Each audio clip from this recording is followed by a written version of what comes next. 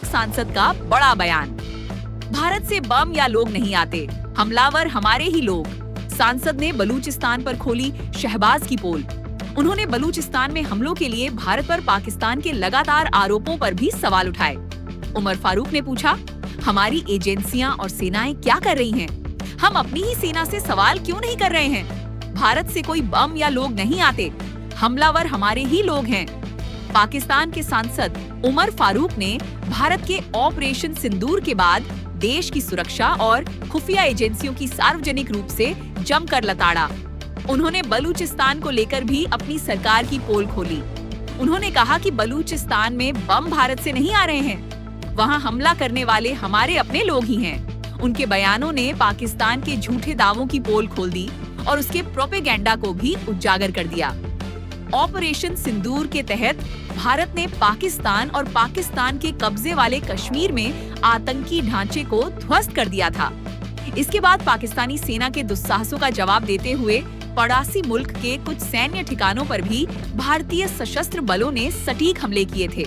पाकिस्तानी सांसद ने पाकिस्तान की रक्षा प्रभावशीलता और सैन्य क्षमता पर भी गंभीर सवाल उठाए। उन्होंने पहलगाम आतंकी हमले के बाद शुरू किए गए ऑपरेशन सिंदूर का जिक्र किया। उमर फारूक ने कहा, भारत इतनी गहराई तक घुसकर हमें कैसे मार सकता है? भारत ने चकलाला एयरबेस पर भी बमबारी की। हमारी सेना का GHQ पास में ही था। कोई नहीं पूछ रहा कि भारत इतनी गहराई तक कैसे घुस आया।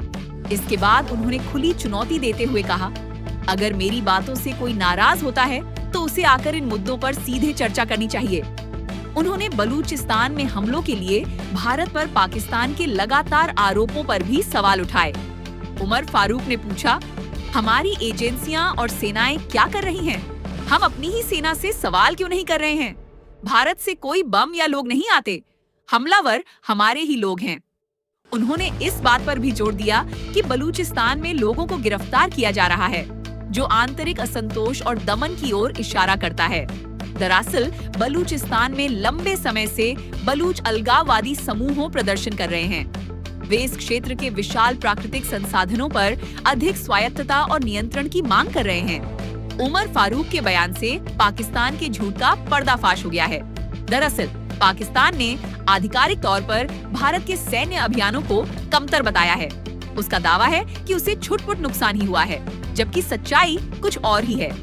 विदेशी मीडिया हाउस भी सैटेलाइट तस्वीरों के माध्यम से पाकिस्तान को हुए भारी नुकसान को उजागर कर चुके हैं।